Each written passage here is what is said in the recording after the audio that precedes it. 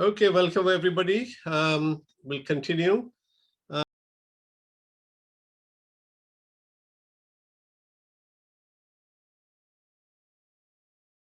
Next week, I'm not sure whether we're going to be having our talk or not. Maybe not next week.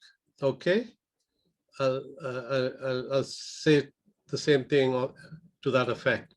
So we have a little respite for a week. Okay, I'm going to be talking about this topic which we haven't covered, which is the Far East. Now, China, as you know, is very, very sort of active in that region. And what we are going to be seeing is really to look at, in an overall fashion, what this BRI actually was intended for. Because, you know, we've done a number of talks about BRI, you know, China's Belt and Road Initiative in Europe, in Asia, in South America, in Africa, in most countries now. And we didn't cover the Far East. So maybe a little bit of mention of that is in order. But before I start doing that, I'd like to also sort of review really the motivation that China has to introduce this BRI the world over. And we will also look at to see what are the points of the factors that have gone into making China that decision. Because China, as we know, has been for centuries rather sort of quiet and closed in many ways. And it's starting to come out and coming out in a big way. And we've seen that since Xi Jinping came about, that's 2013, I think he took over, he has introduced a policy of being much more visible, much more active and engaged in the world. So let's see what is that motivation that is there. Okay, so here is China, a little picture for us to just have a little glance at it.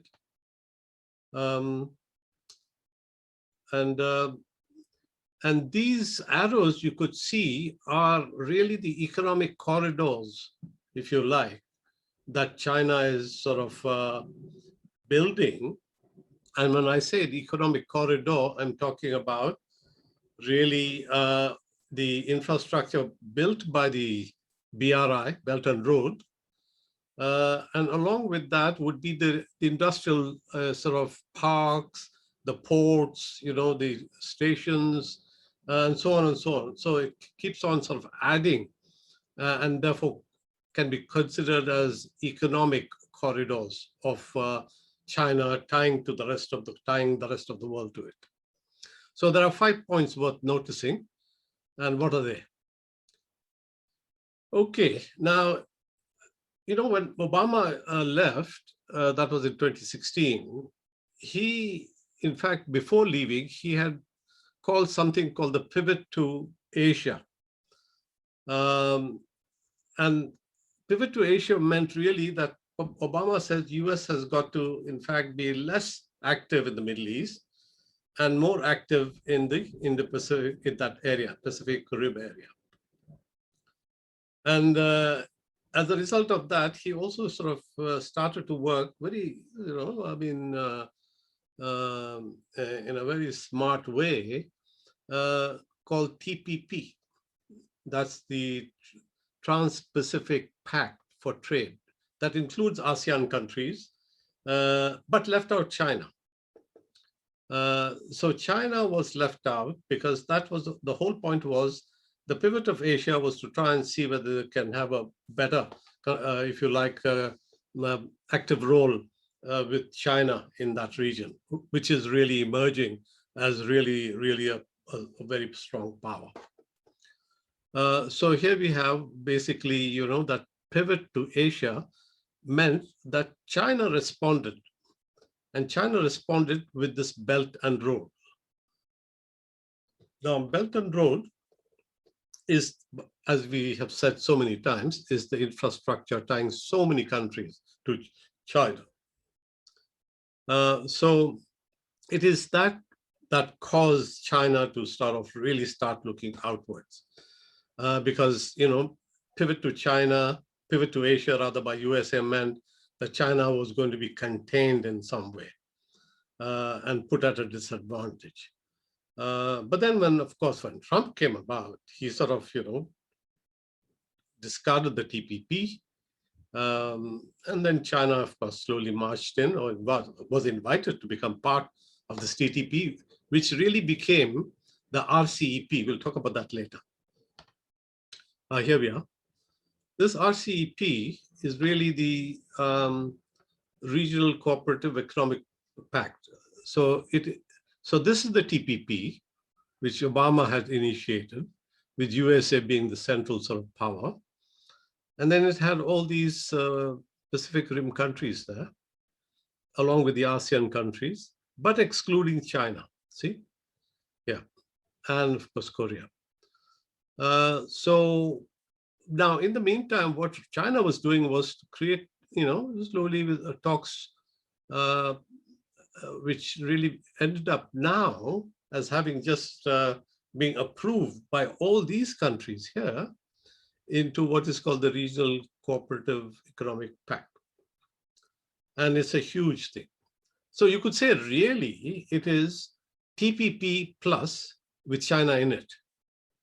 Now, India is still a bit of a question mark because India is a little bit careful with anything that has to do with China because, they're not as well organized as China, and therefore they are sort of reticent in sort of really coming too close to China. And we'll talk about that because they also have problems with the border. We'll talk later about that. Okay, so what we have here is really the type of, let me just make that into a complete thing there.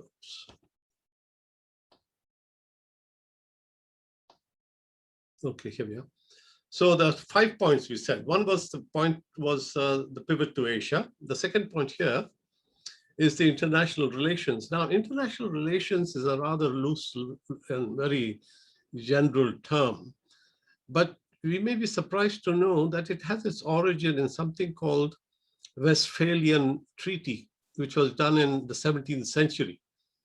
And we'll just show you a little bit more detail on that. So this international relations order that became redefined again after Second World War as being the one that was really defined by USA, with the setting up of all these international organizations, UN, the WHO, the WTO, the whole lot. So that essentially was the New World Order after the Second World War. Now, China is saying, okay, well, that may be so at that time, but we are now seeing that we are at a disadvantage in so many ways. So they're going to call the shots a little bit more strongly. And how they're going to do that? Okay. So they're going to look back onto this treaty that was done in 1648 called the Westphalian Treaty. This is after the 30-year war in Europe. And it had some very important sort of points to that treaty. And what were the points? And these are the points here.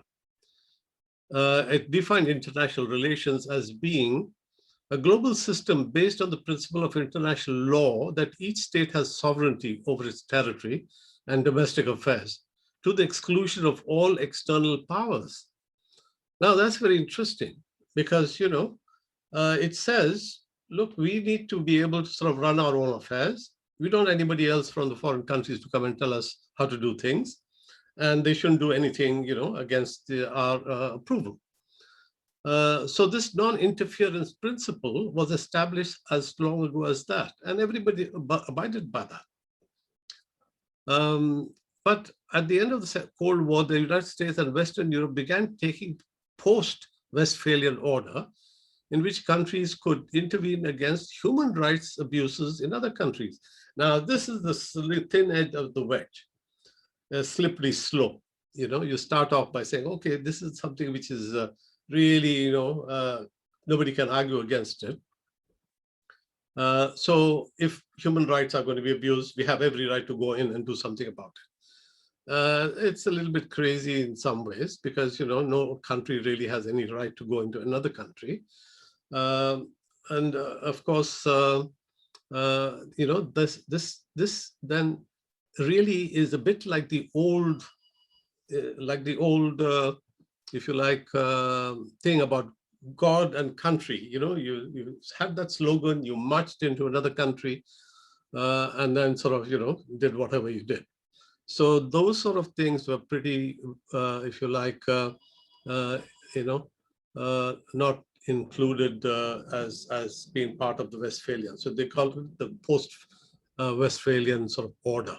Now, China, of course, is not too keen on that. So China's response to the Westphalian order, what China aimed to change is the US-Europe dominated international relations in the past 500 years that lasted, the Westphalian order, especially in the past few decades, the Westphalian system formulated. But China says we're not going to have a change to that thing, which means, based on correction, based on destroy and, correct type of philosophy. We are going to have a principle such as mutual discussion and construction and sharing, which in other words is basically saying it's going to be a partnership, not the zero-sum game type of thing, which I've mentioned a number of times before, but a win-win situation. So it is going to be a unite, if you like, type of policy and not disunite. So that sort of idea then led to this BRI coming about. So there's the thing there. The old order, the colonial order and all that was this zero sum. Now we want win-win, he said, because we need to talk with the other countries so as to understand their concerns as well. So the new definition aimed at getting rid of the discourse of the West since World War II with human rights and democracy, because human rights and democracy was really the slogans that the West used to try and promote this worldwide, but actually it gave them also a little, edge in trying to get into the country and do what it liked. That's where we have a lot of global issues as a result of that. So what China wanted to do was to have a mutual discussion and sharing. And each of the host countries that China was talking to, they said we do it separately. We're not going to have one rule for everybody. We're going to sort of look at each individual country that we're going to do. We're going to understand the requirements and then going to sort of do something about it. Okay, the point number 2. So that was all point number 1, the pivot to Asia and how the international order had changed and the West had used it in a particular way, which China didn't really approve of. And of course, a lot of other countries also didn't approve of, who felt they were being invaded in some way or the other. Those who didn't get invaded, of course, they supported that new order. So anyhow, China has started to say, okay, first is this challenge to the pivot to Asia, we're going to do it that way. Secondly, we also have a lot of expertise now in delivering productivity and quality in our workmanship to the infrastructure that we're going to deliver. That's the BRI infrastructure. And it has the confidence to sort of build it because they have done so much work. 8 of the 10 biggest, largest construction companies in the world are Chinese. So you can see they have immense amount of capacity to be able to deliver what they're saying they can do. So they are going to develop these developing countries' infrastructure. And along with that will come their productivity and the good quality that they're going to sort of ensure. Now, what is happening in terms of the relative countries' situation at the moment in ASEAN? So we can look at that a little bit, just a bit bigger picture. This is a picture which says, this is the GDP in millions. If you look at this red, the dark red here is over $1 trillion in GDP. This lighter red is 5 to up to a trillion. This is half a trillion. This is a 10 to 20% of a trillion. So you can see, and these were underdeveloped, totally undeveloped here, these regions and these regions. And this Belt and Road Initiative is going to sort of impact on all these areas. And that's one of the reasons why a lot of these countries are sort of, heading towards Beijing and making deals with them, and Beijing is coming to them, and so on. So China is very much conscious of the fact that the poor countries needs infrastructure to develop, and we've said that many times. Okay, what have we got here? Okay, those are a bit smaller. Yeah. Okay, so what they are saying is, third point is that they need to be able to look at the host country's requirements. China, 30 years of development could be a golden chance. So in that 30 years that they developed, all these skills, they were closed in a way. So a lot of foreign interference didn't affect them. Whereas a lot of poor countries now have a lot of foreign investment, foreign interference coming in, maybe justly required, justly because so much corrupt leadership is there in the developing countries.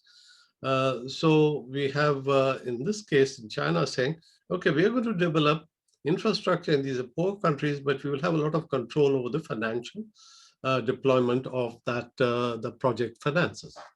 So they have got a good way of talking to each individual country to try and deliver these type of infrastructure. And of course, it became also at a very opportune time, because just as internet started to come in, and a lot of the corporate world wanted to shift to low-cost countries for production, China was just starting to sort of come up at that time, and they felt it actually very providential to be able to have that opportunity. And that globalization, which started in the 80s, late 90s, in a very serious way, meant that a lot of that offshoring took place of production of goods from the west to the east, and China became the workshop and the manufacturing factory for the west in many ways, because costs were low.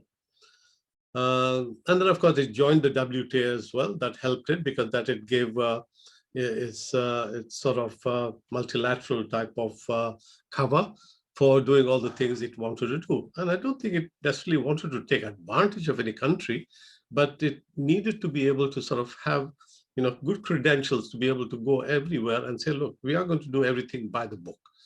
And of course, they're doing it. But there is always the counter argument saying, well, China, nobody does things for altruistic reasons. They're doing it for themselves. But then China says, yeah, every country does something themselves.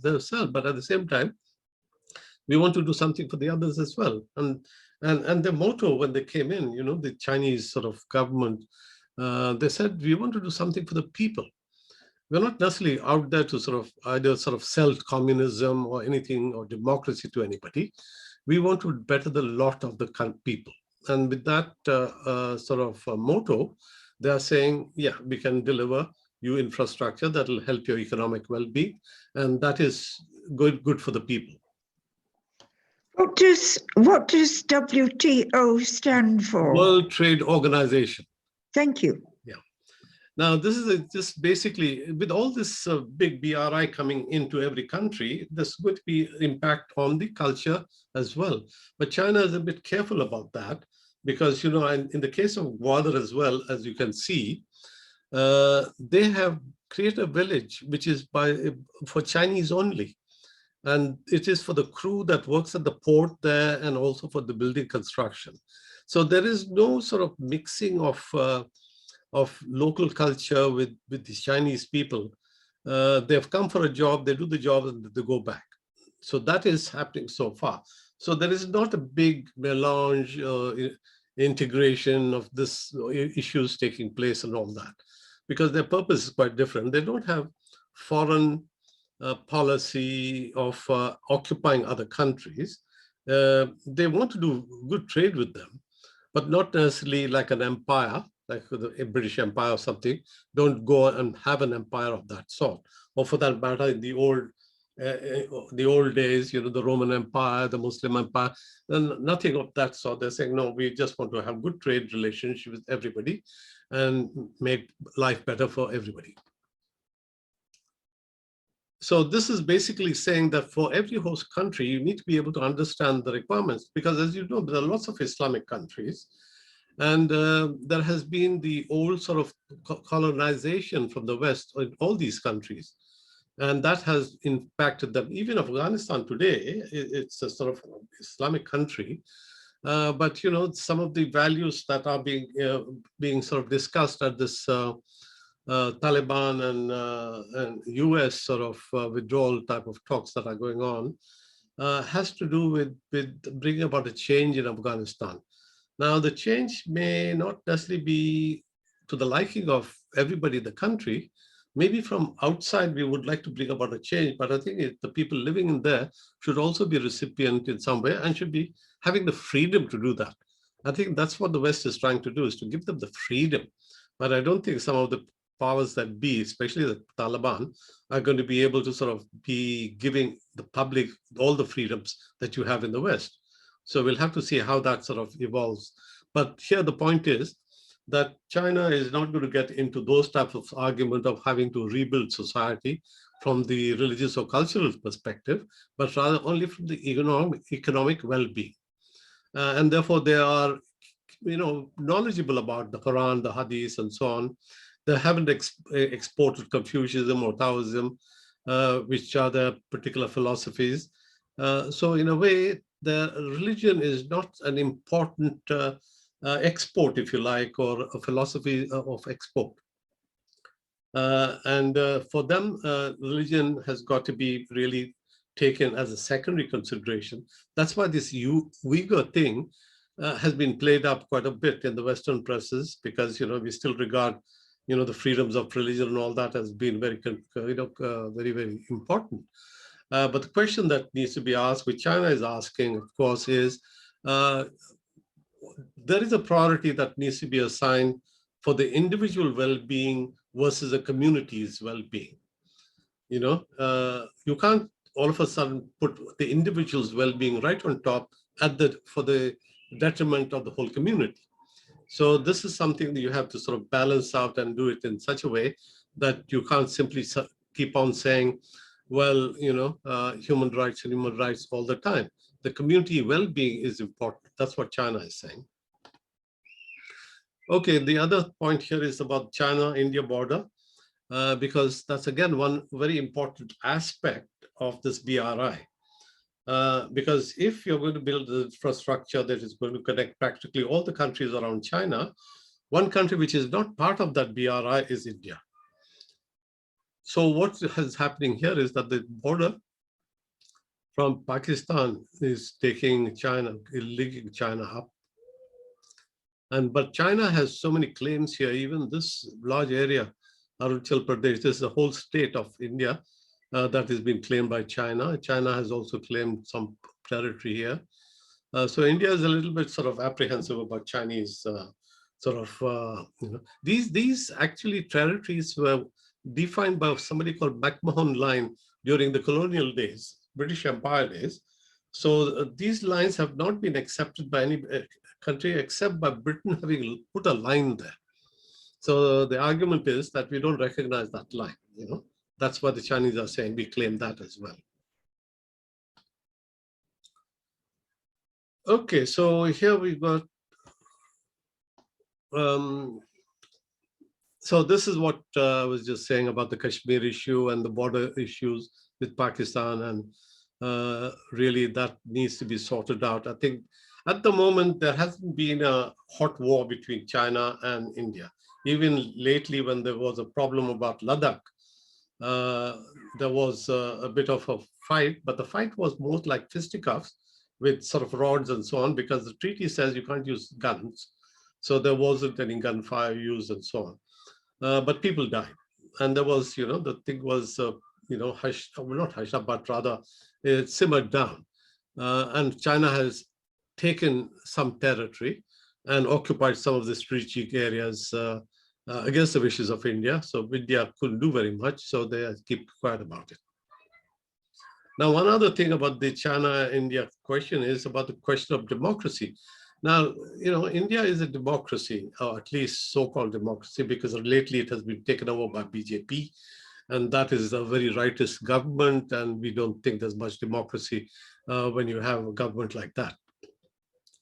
And then on the other hand, you've got China with an authoritarian government, and of course, there's not 100% freedom there, but they have the type of government which is based on what is called the Mandarin system. The Mandarin system is one which, if you like, promotes meritocracy. And that's why the leadership that they have in China is filtered up right to the top with leadership which is really, really tried and tested and good.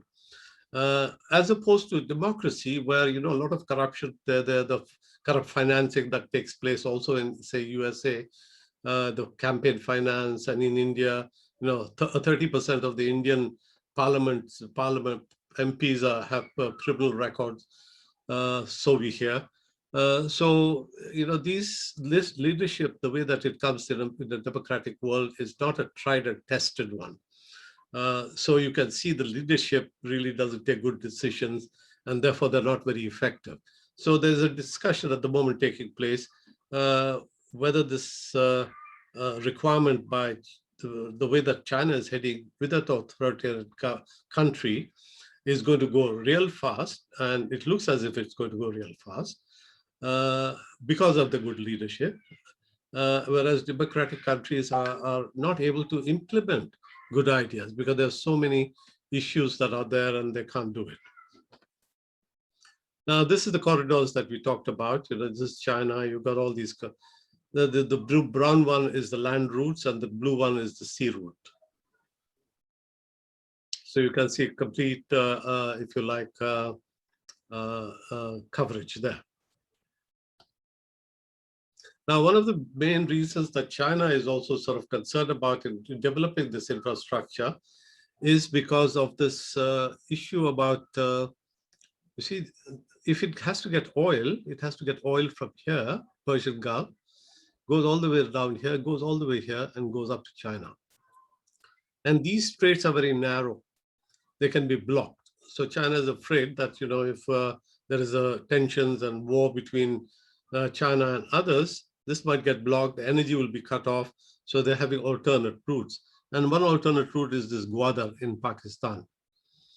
So that, if the oil comes in from the Middle East there, from the Gulf, it can be put into trains here, tankers, and shipped, especially to the west part of China, which is again 1,000 miles from the east. So you can see if oil comes to the east, it has to be sent to, the West China,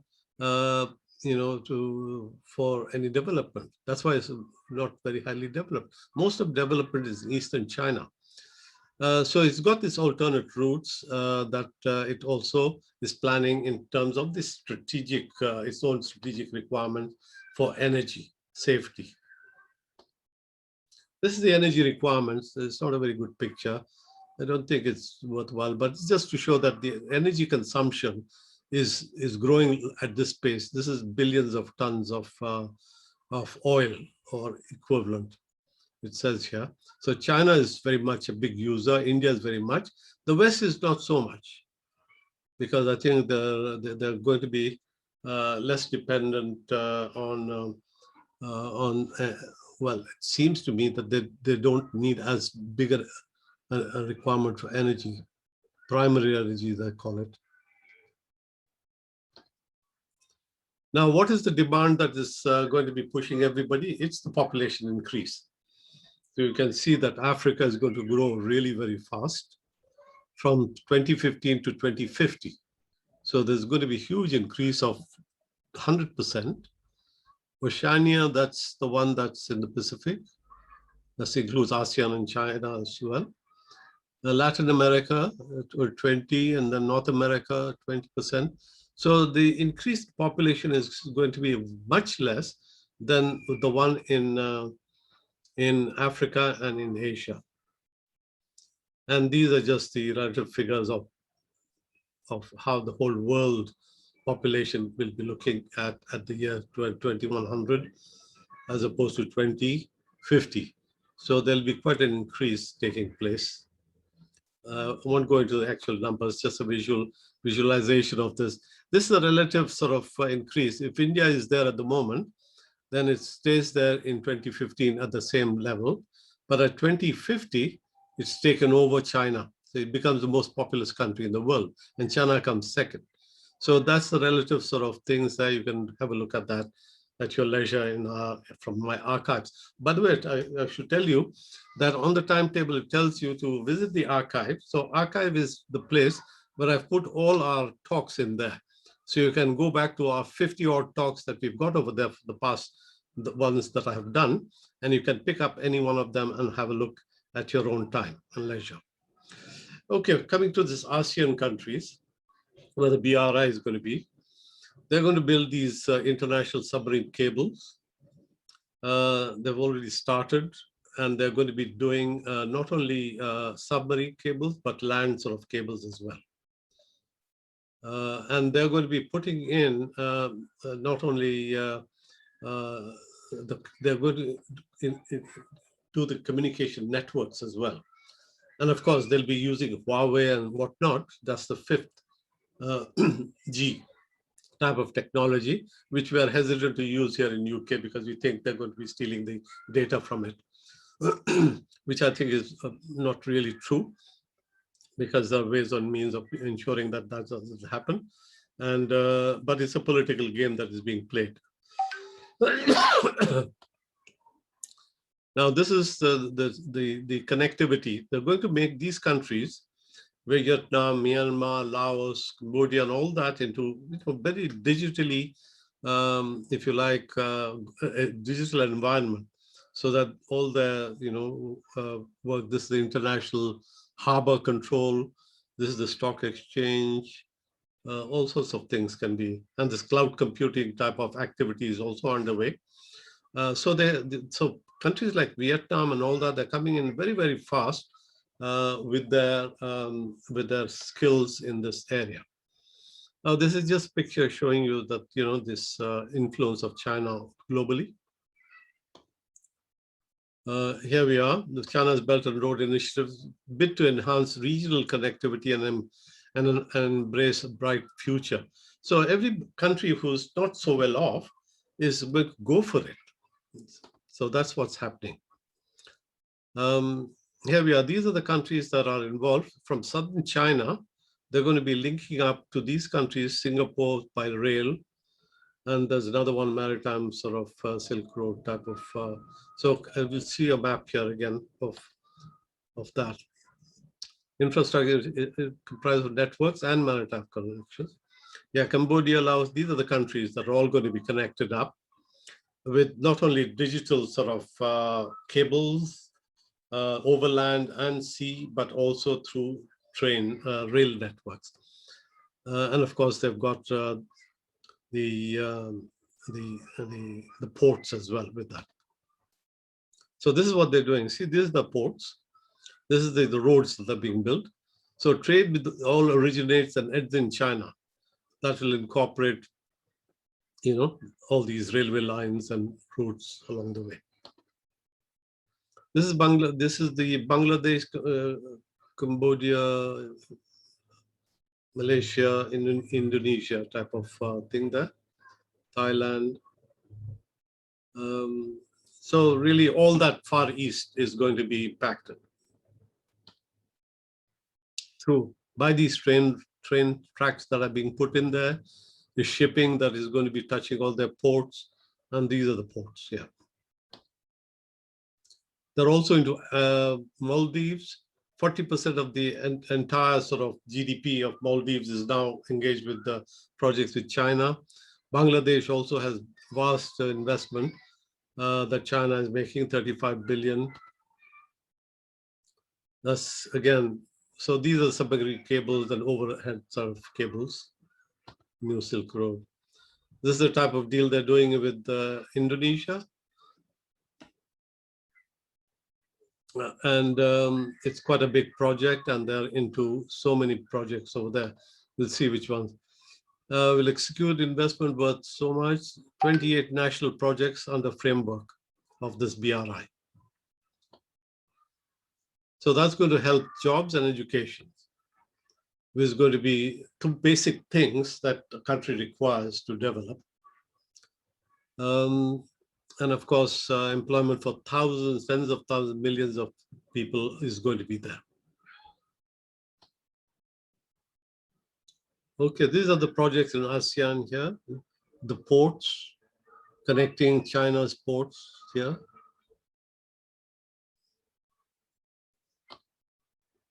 The railway line here, Kunming, this is in China. It goes all the way, practically through all the South Asian cities, countries, through right up to Singapore here. And then it connects also to Indonesia down there. And then on the eastern side, on the western side, this Kunming will also connect through Myanmar to the Bay of Bengal over here. It's an oil pipeline.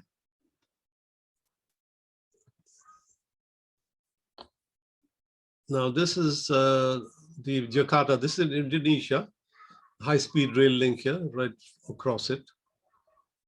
Now all these are being sort of worked with China.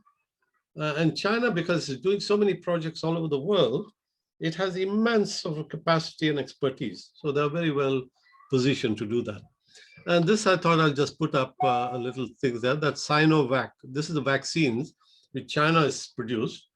And also this Russia has produced. They are being given to a lot of these poor countries as well. And AstraZeneca as well, 50 million. But at the moment, you know, there's a question was whether these are being, you know, seriously promoted worldwide, because it's coming from China and from Russia.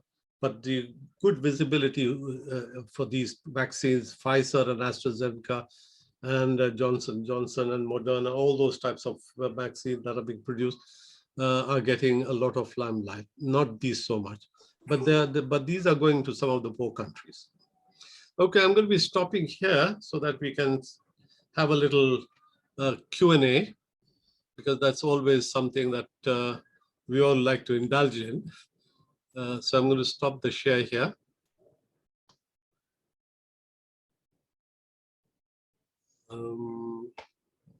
Go for a gallery view.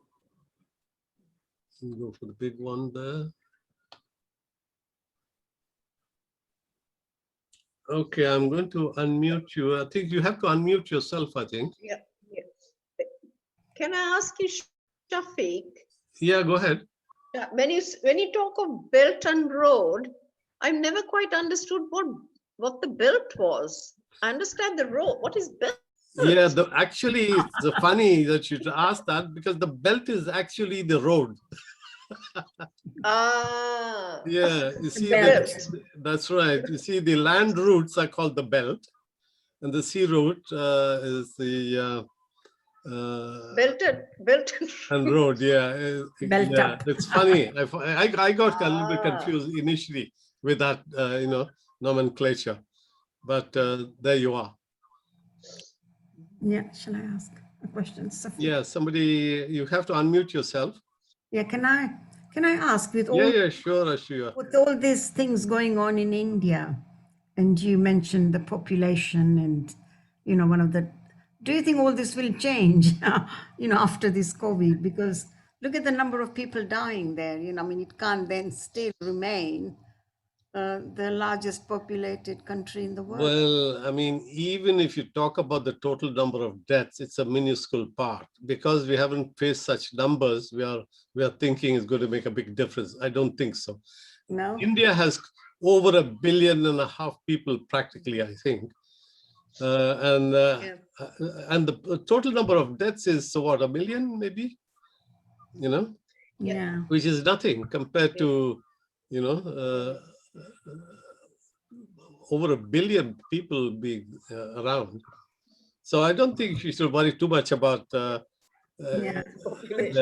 I think we need to worry about the lifestyle change. That will certainly happen. Yeah, you think? Actually, I've seen a map of India. Yeah. And the incidence is quite varied. It's very intense in Delhi. Yeah. And further south, I think they showed Kerala and Goa, which is surprising.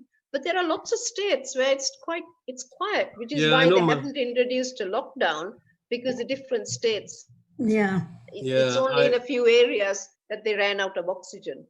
but Yeah. it's Maharashtra. It's very bad. I mean, You see, what has happened in India is that because they have mishandled this very badly. completely. The government has been incompetent in making, first of all, political rallies like Trump, and these political rallies meant that people came without masks and so on. And secondly, they allowed this Kumbh Mela, that millions of people go and dip in the Ganges, now to be nearer the God, but I think God is going to get them come over to him soon. Yeah. So, And we have a lot of these religious, these sadhus, I see them on the television, 719. And so is government it, has failed. The institutions have also failed quite badly. So in that way, the handling of the vaccines, for instance, they have exported vaccines when they themselves needed a lot. Yeah. So there has been a lot of mismanagement, and I think somebody is going to be held accountable, but I doubt it. But you think the same party will come back, because there is no opposition, is there, in India at the moment? Yeah, the same party will come back because, as somebody said, all said and done, economics is important, but ideology is something people cling on to. Yeah, and because there is no opposition, that's the problem. That's the other point as well. It's like here, there is very poor opposition. Yeah. Sad, very sad, isn't it? And the media also has failed miserably in India, because they haven't really sort of held the government to account, because they have been silenced. The Supreme Court has been silenced. So this government that has come in, the BJP, they have taken all the levers of power in their own hands. Even the ministers don't have power. It's the Prime Minister's house that has the power.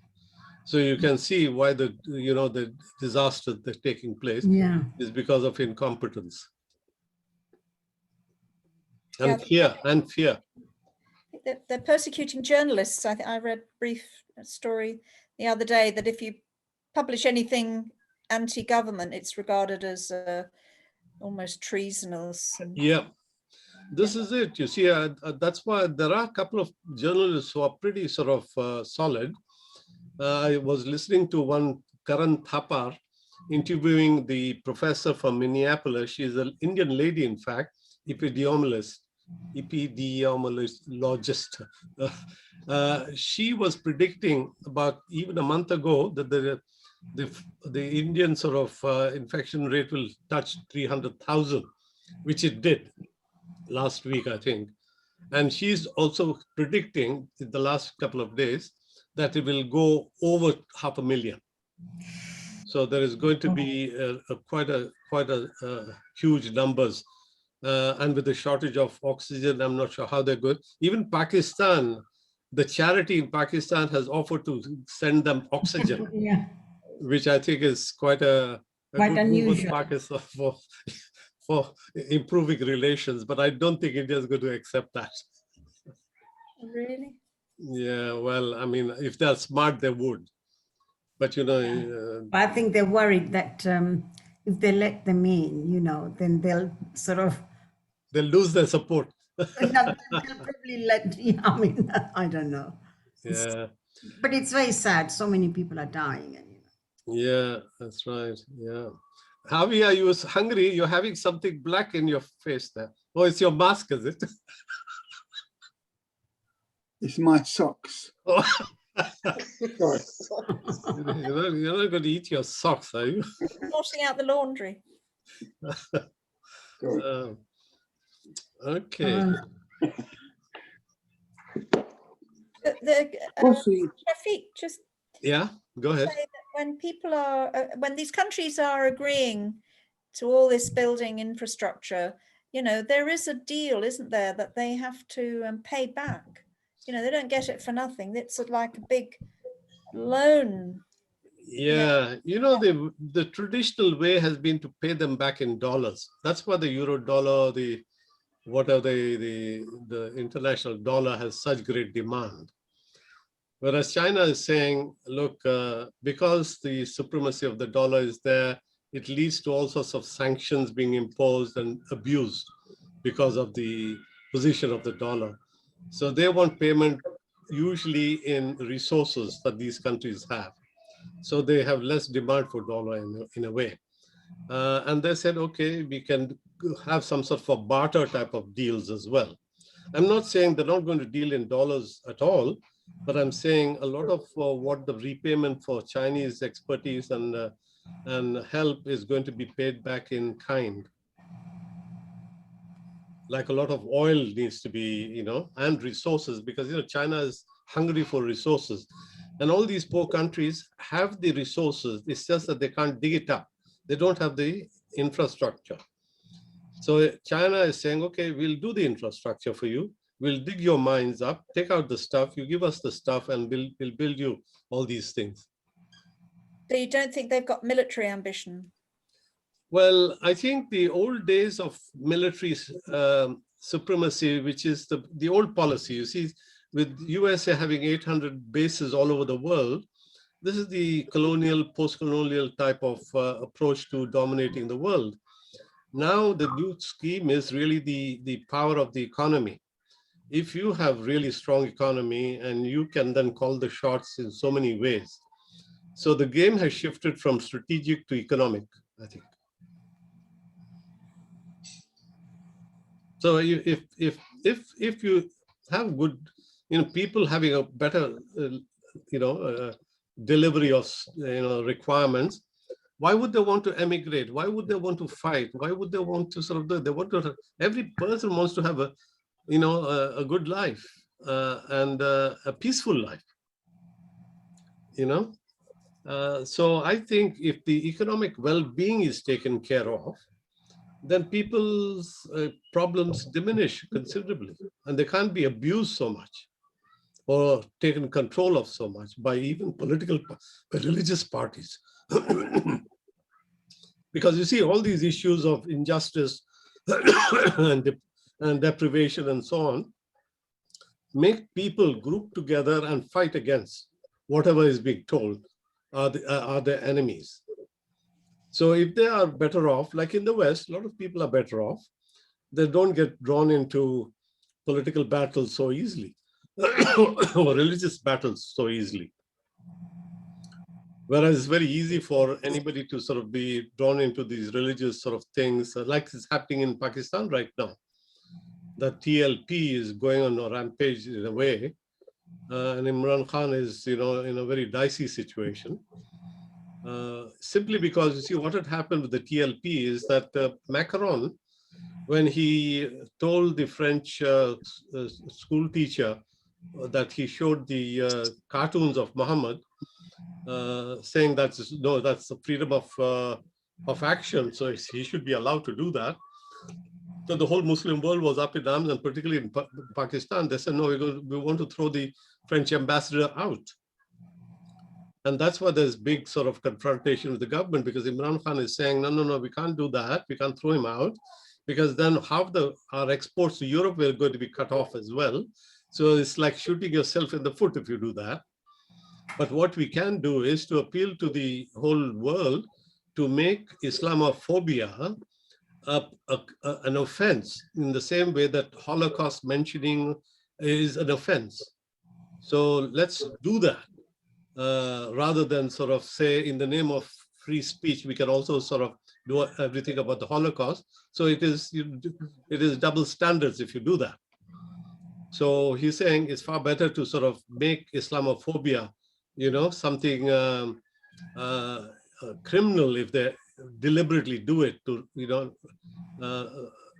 than in the name of freedom. Because that's all. You see, the bad eggs, in the name of freedom, say all sorts of things, and that should not be allowed to happen.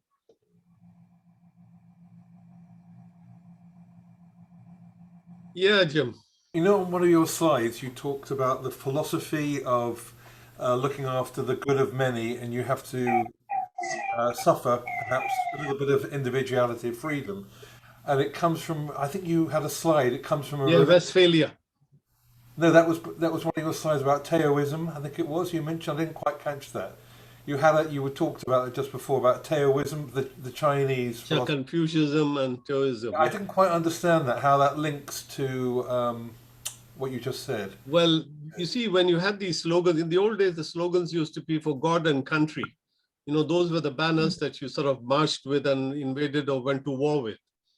Now it's a question of human rights and democracy. You have those banners, and then with those banners, you march into other countries, very likely, possibly, or start, in fact, interfering, which is against this Westphalian type of treaty, which was drawn up, saying that every country has its sovereignty. The others should not go in and intervene and, you know, do things to them. Whereas, of course, you know, we are doing that. You know, we call it the post-Westphalian Treaty, which means for preemptive strikes is allowed. Now that is like a slippery slope. If you say, well, I think, you know, Iran is going to be making the bomb and so on and so on, let's go and kill all of them. I mean, that's the type of thinking which I think should be stopped. And because that slippery slope can be sort of very dangerous. Just, you know, we think this is going to happen. So what I think one should do is to be able to talk to people. You know, it's far better to talk and understand, you know, the other side than to sort of impose conditions. Okay, I think I'll Yeah, leave. Shudhya. Thank you very much. I think I'll leave.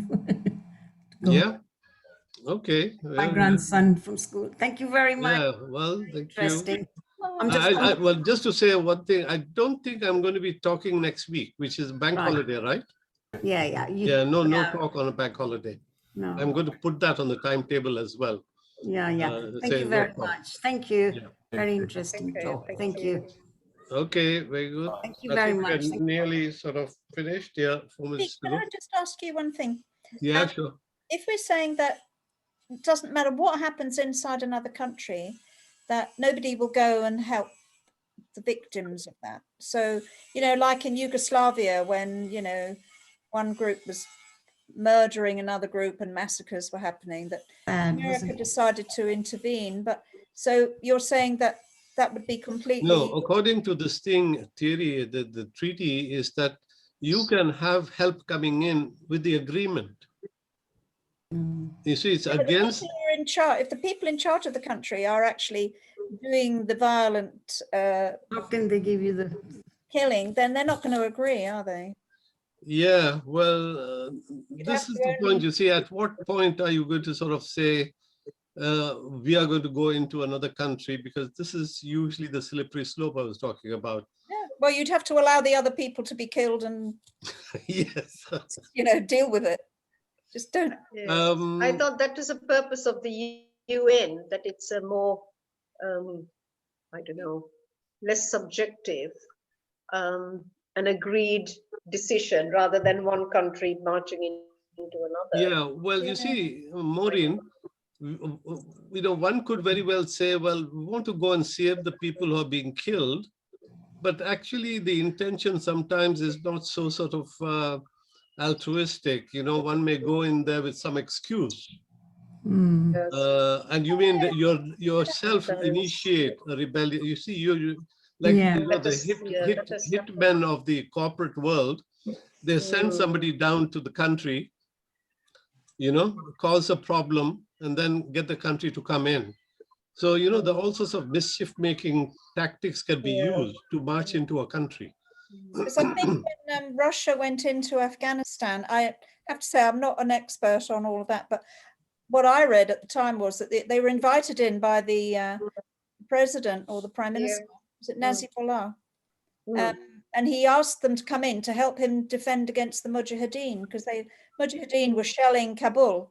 So he invited the Russians in. So Yeah, the Mujahideen were supported by the West, you see. yeah, well, when the Yes, Russians that's went it. So yeah, that's in, right. we paid those guys. You see, the old game, which is called the Great Game, Yeah. was to keep Russia out of the warm waters. You see, Yeah. so that route through Afghanistan was through those colonial days, was anathema. So that wasn't to be allowed. Yeah. But now China has put this road, Gwadar, right up to Gwadar, and now the Central Asia will all connect. And even Russia is saying, yeah, we are going to be friends with you because we want to go into the warm waters there. Yeah. You know, this game gets played, you know, I mean, this is why I'm not so sure how many countries really have this altruistic intention for all, like the banner, it says God and country, you go and kill people. I mean, in the old days, they went in and, you know, killed everybody and looted everything. And, you know, I'm not saying it's just in the West, but all over the world. You know, so long as there is a slogan which is acceptable to everybody, you've got to be very careful. It's all very depressing. Well, don't worry, Elon Musk is there with his technology. Hey! Thank God for him and his rockets. That's going to help, isn't it? Chuck up another rocket. Take mind off all the other horrible stuff. Yeah. Well, I think what we have, I'm not depressed about the future at all. I'm very optimistic, simply because I feel that, you know, science and technology has a lot of answers. They're going to improve a lot of the people. They improve the health of the people. You know, so with that sort of two given, I feel that, you know, it's only the bad political leadership that we have a problem with. Political or religious leadership. Exactly. Yeah. These are the culprits, I think, in the world. Yeah. They should be taken to the international, to the ICC, and they should be asked, like starting with Blair, why did he go and support, you know, the Iraq war, for instance, you know, Yes. and Bush as well over there. All contrived wars, you know, there was no real sort of reason for it. So you can make all sorts of reasons for going into a country, and the oldest one was, of course, God and country. Now it's human rights and democracy. Yeah. Yeah. Well, if all the Americans keep drinking Coca-Cola, they're all going to be dead by 2050. It's going to change the demographics of all the different things in the world. You know, there was a book, fantastic book. I remember, Maureen, it was called Sweet, White and Deadly. Yes. Yeah. Oh, it's Fat Chance by Lustig. I'm reading at the moment. Oh, are you? Yeah, they're all going to be dead. I used to work for soft drinks companies. Oh my God. Oh. The most poisonous, toxic substance. Yeah, the only problem I totally agree with you. I left, basically. Yeah, well, good for you. But I left. But I can tell you another time when we meet in face to face. Yeah. That would be interesting. Yeah. Well, they're all going to die of liver cirrhosis and heart disease because the fructose in the drinks is just poisoning them. what about tonic water, Maureen?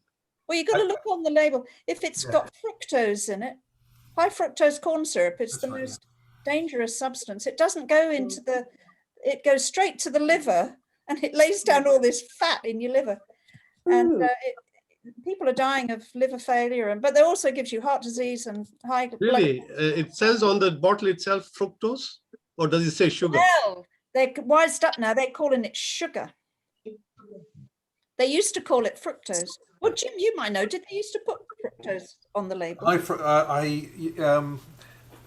Actually, in each country it varies what you have to put on. Yeah, well, Mexico used sucrose, I think. Yeah, it varies, but it's really sad. It's also chocolate as well. It's Cadbury Schweppes I used to work for, so it was chocolate. Oh my God, you. Yes. How can you tell that tonic water has fructose? Well, you probably can't. Well, just don't drink it. That's the best thing. Is not to drink any of it. I stopped drinking it when I thought fructose. go to the factory and you actually go in the Sugar. Fructose is fruit sugar, but if you drink it, like in a glass of juice or in a glass of Coke, juice is actually slightly worse than Coca-Cola. Oh my God. If you eat a piece of fruit, the fructose is held in the fiber and the body of the fruit. But if you drink it as a pure fructose, it actually acts It's highly dangerous because it goes straight into the liver. It's slowly processed in your intestine because if you squeeze an orange, Well, what about all the pure fruit juices? I wouldn't have any Like of that. orange no, juice. they don't have it. Don't have Don't it. have any. I wouldn't have any. I just have water from the tap. What about alcohol? Is No, that don't give it worse? all Oh up. well, don't go there. Don't go. Give it all Can't up. we have wine instead? Wine. Well, wine's got a bit of fructose in it, but of course, alcohol goes straight to the liver. It's the same metabolic pathway for fructose as alcohol. It has the same effect on the liver. Oh dear. So drink water. But if, yeah, drink water. Or you can have milk or something. But if you just eat the orange, you get much less of the juice, and it's held within the fiber, so it's slowly released, and it doesn't have such an effect. So whole fruit is fine. But anyway, I'm now giving a lecture on diet and exercise. I'll talk about exercise in a minute. Have you seen that Project Zoe now, where it's from King's College, Dr. Oh, Barry, that guy Spectre. Dr. Barry, where they're giving a personalised diet plan for everybody, rather than say this is a good diet. Yeah. They're going through everything of your body, and with technology, using what you were mentioning with the improvement in technology, using that to work out what's best for everybody. Because it's not the same. And your microbiome, the gut bacteria and viruses that inside, it got like 3 trillion of those things in you. It's What more about the antidote for sugar, Maureen? I know you're not taking it as one, but surely, when I used to eat a lot of mangoes in India, used to get diarrhea. So, there was always, the mother used to give me cream or milk as an antidote. So for this fructose, is there an antidote that you can have at the same time? no, there's no quick fix. No? No quick fix. You can have fruit, but don't drink the juice. In fact, now they've taken it off as it used to be one of the 5 a day. Yeah. Glass of juice, but it's not on that now because it's not safe. The best thing is Project Zoe, where it will give it will tell for everybody exactly what they should have, and it will give you your solution. Yeah. How about if you have it in the NutriBullet? I make my orange juice with orange water in my NutriBullet. Is that okay? No, you shouldn't destroy the fiber. It's the fiber that stops it from being toxic. And if you put it into a blender, you break up the fiber, so it. Well, what about orange juice with bits? No, Have the real thing. it's all bad. You should have 30. You should have the whole fruit from 30 plants. That's what they're saying. Yes, 30 different things a week, 30 different foods. That's the latest thing. Yeah. But if you buy a tin of mixed bean salad, there's 5 in there, and he said that all counts. Okay.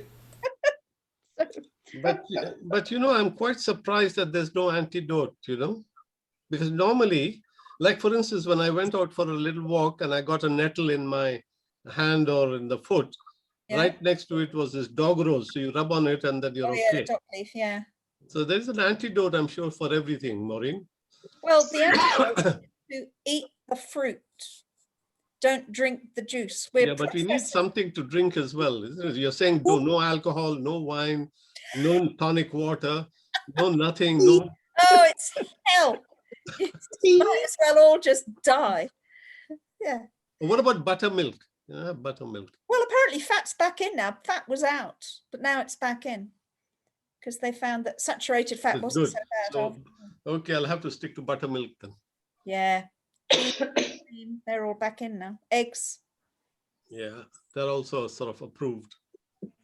Yeah. I guess. Okay. Take care, all of you. Thanks for all the nice sort of contributions. Bye. Maureen. Bye. Bye. Bye. Bye.